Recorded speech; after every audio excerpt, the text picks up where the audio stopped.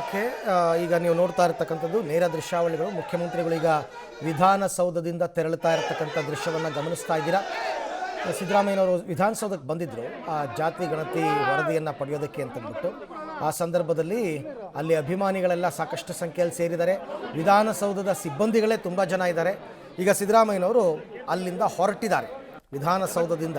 ಬಹುತೇಕ ಮುಖ್ಯಮಂತ್ರಿಯಾಗಿ ಸಿದ್ದರಾಮಯ್ಯನವರು ವಿಧಾನಸೌಧದಿಂದ ಕೊನೆ ಬಾರಿಗೆ ತೆರಳುತ್ತಾ ಇದ್ದಾರೆ. ವಾಟಾಳ್ ನಾಗರಾಜ್ ಅವರು ಬಂದು ಮಾತಾಡಿಸಿದ್ದಾರೆ ಸಿದ್ದರಾಮಯ್ಯ ಅವರನ್ನು.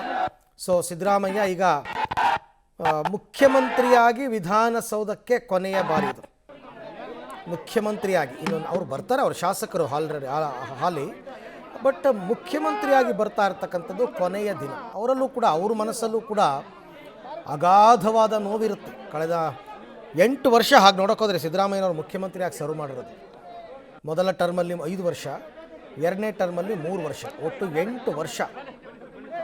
ಸಹಜವಾಗಿ ಅಪಾರವಾದ ನೋವಿರುತ್ತೆ, ಅವ್ರಿಗೂ ಇರುತ್ತೆ, ಅವ್ರನ್ನ ಬೀಳ್ಕೊಡ್ತಾ ಇರ್ತಕ್ಕಂಥವ್ರಿಗೂ ಇದ್ದಾರೆ. ಎಲ್ಲ ಇದು ಏನೋ ಜೈಕಾರ ಹಾಕ್ತಾ ಇದ್ದಾರೆ ನೋಡಿ, ಎಲ್ಲರೂ ಕೂಡ ಸಿದ್ದರಾಮಯ್ಯನವ್ರಿಗೆ ಜೈಕಾರ ಹಾಕ್ತಾ ಇದ್ದಾರೆ.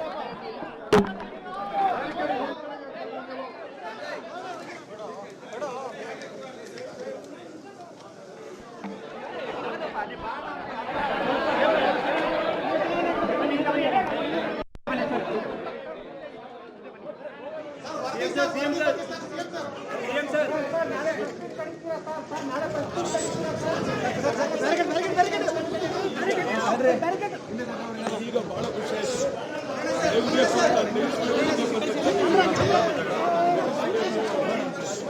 ಕ್ಯಾಮ್ರಾ ಬಿಡ್ಬೇಡಿ, ಕ್ಯಾಮ್ರಾಮನ್ ಸ್ವಲ್ಪ ಹಿಂದೆ ಇಟ್ಕೊಳ್ಳಿ.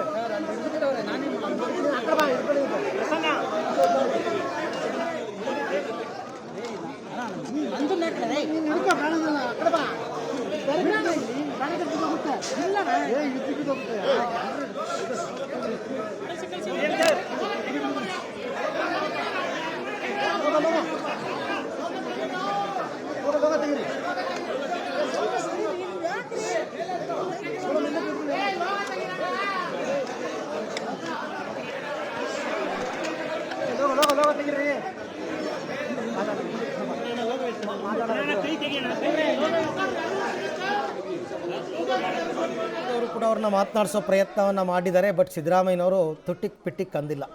ಅವ್ರು ಬೆಳಗ್ಗೆನೇ ಹೇಳಿದ್ದಾರೆ, ನಾನು ಏನಿದ್ರು ನಾಳೆ ಮಾತಾಡ್ತೀನಿ ಅಂತ.